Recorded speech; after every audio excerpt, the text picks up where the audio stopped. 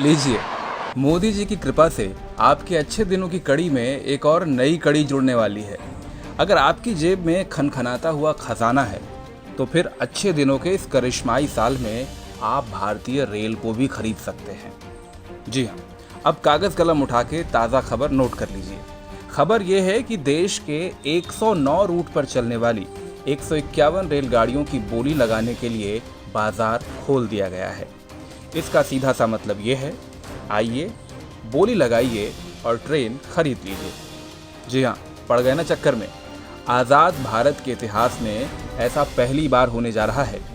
धन्य है पीयूष गोयल जी और धन्य है मोदी जी का विजन। अब तक तो हम और आप सिर्फ ट्रेन का टिकट खरीदते आए थे।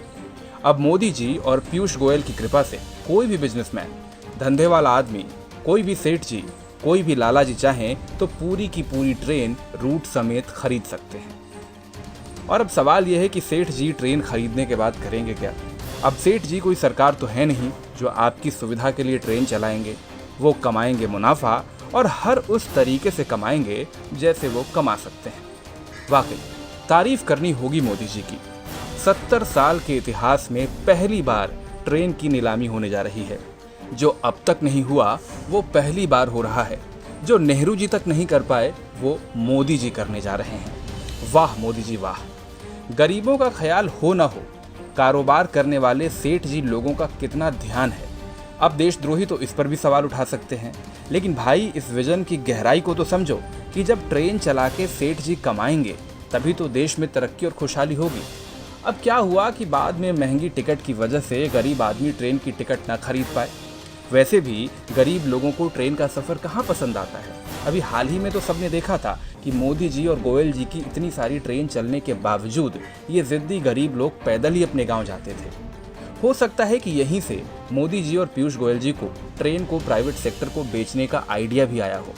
अरे भाई, जब गरीब आदमी ट्रेन में बैठ ही नहीं रहा तो ट्रेन को बेचो सेठ जी को। अब देश की सरकार भला क्यों टेंशन ले।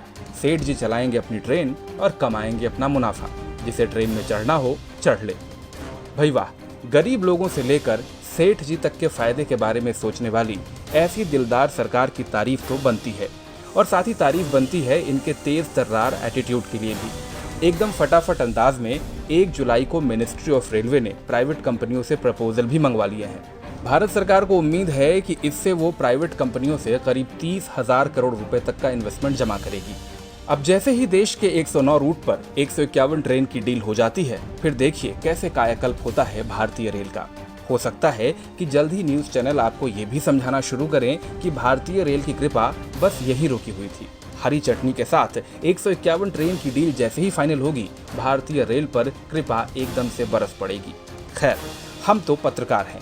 हम तो भारतीय रेल के साल 2004 में फायदा कमाने की खबर से भी एक्साइटेड थे और अब रेल बिकने की खबर सुनकर भी उत्साहित हैं।